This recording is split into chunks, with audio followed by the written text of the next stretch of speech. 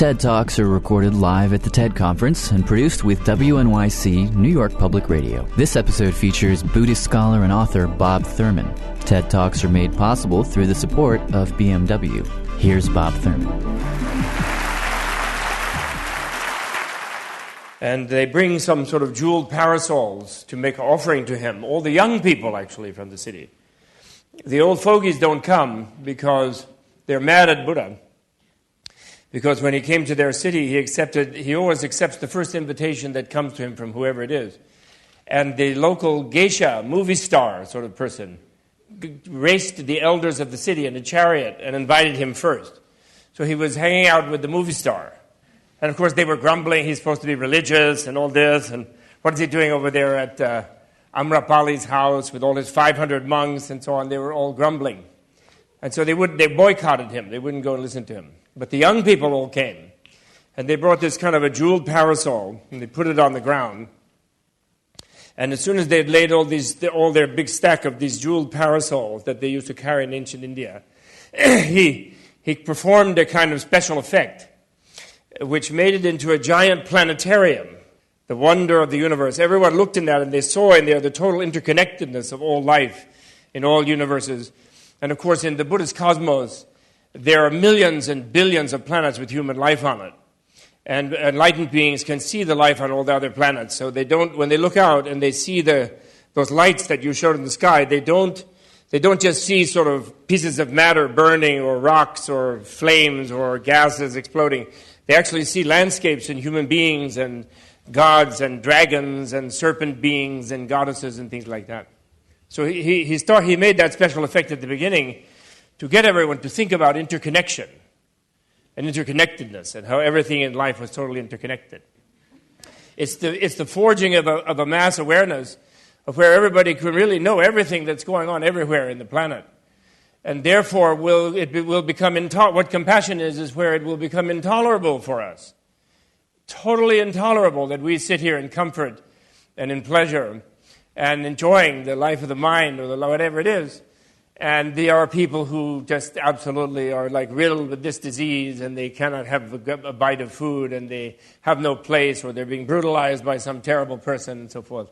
It just becomes intolerable. And with all of us knowing everything, then we're kind of forced by technology to become Buddhas or something, to become enlightened. And of course, we all be deeply disappointed when we do, because we sort of think that because we are kind of tired of what we do, a little bit tired, we do suffer, we do enjoy our misery in a certain way. We distract ourselves from our misery by running around somewhere.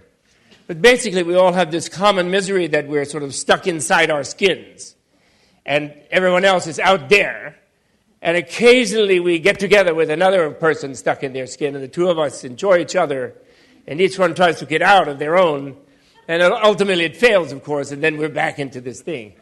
Because the egocentric perception, and from the Buddha's point of view, misperception, is that all we are is what is inside our skin.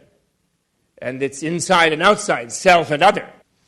Because that cosmic basic idea that it is us all alone, each of us, and everyone else is different, then that puts us in an impossible situation, doesn't it? Who is it who's going to get enough attention from the world? Who's going to get enough out of the world? Who's not going to be overrun by an infinite number of other beings? If you're different from all the other beings.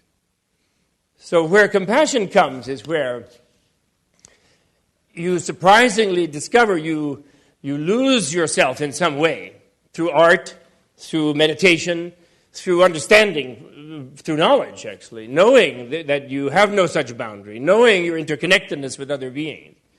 You can experience yourself as the other beings when you see through the delusion of being separated from them.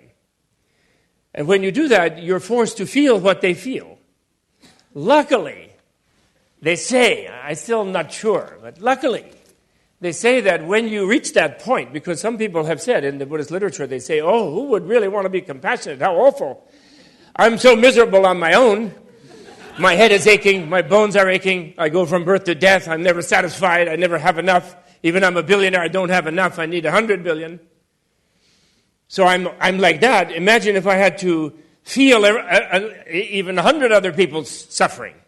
It would be terrible.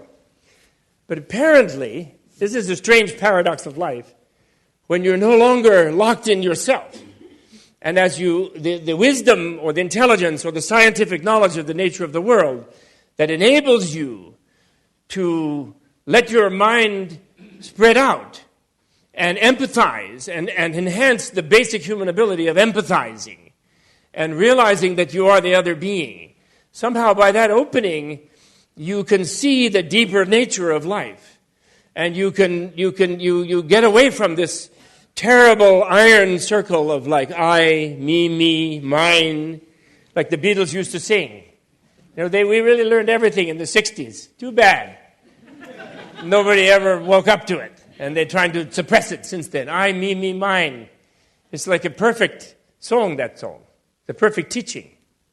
But when we relieve from that, we somehow then become interested in all the other beings. And we feel ourselves differently. It's totally strange. It's totally strange. The Dalai Lama always likes to say, he says that when you give birth in your mind to the idea of compassion, because you realize that you yourself and your pains and pleasures are finally too small a theater for your intelligence. The way the world is being woven together now, the way of helping those who are suffering badly on the physical plane or on other planes is having a good time, doing it by having a good time. I think the Dalai Lama should have heard that. I wish he'd been to hear it. He once told me he looked kind of sad. He worries very much about the haves and the have-nots. And he looked a little sad because he said, well, 100 years ago, they went and took everything away from the haves. You know, the big communist revolutions, Russia and China and so forth. They took it all away by violence. And then saying they were going to give it to everyone, and then they were even worse. And they didn't help at all. So what could possibly change this terrible gap that has opened up in the world today? And so then he looks at me, you know. So I said, well, you know, you're all in this yourself. You teach. It's generosity. Was all I could think of. You know, first Buddhist virtue. But of course, what you said, I think the key to saving the world, the key to compassion is that it is more fun. It should be done by fun. Generosity is more fun. That's the key. Everybody has the wrong idea. They think Buddha was so boring, and like they're so surprised when they meet Dalai Lama, and he's fairly jolly. Even though his people are being genocided, and believe me, he feels every blow on every old nun's head in every Chinese prison. He feels it. He feels the way they're harvesting yaks nowadays. I won't even say what they do. But he feels it. And yet he's very jolly. He's extremely jolly. Because when you open up like that, then you can't just... what good does it do to add being miserable with others' misery? You have to find some vision where you see how hopeful it is, how it can be changed. So compassion means to feel the feelings of others. And the human being actually is compassion. The human being is almost out of time. The human being is compassion because we are beings who can. What is our brain for? So the first person who gets happy when you stop focusing on the self-centered situation of how happy am I, where you're always dissatisfied, as Mick Jagger told us. You never get any satisfaction that way. So then you decide, well, I'm sick of myself. I'm going to think of how other people can be happy. I'm going to get up in the morning and think of what can I do for even one other person, even a dog, my cat, my pet, my butterfly. And the first person who gets happy when you do that, you don't do anything for anybody else, but you get happier, you yourself, because suddenly your whole perception broadens, and you suddenly see the whole world and all of the people in it. Thank you.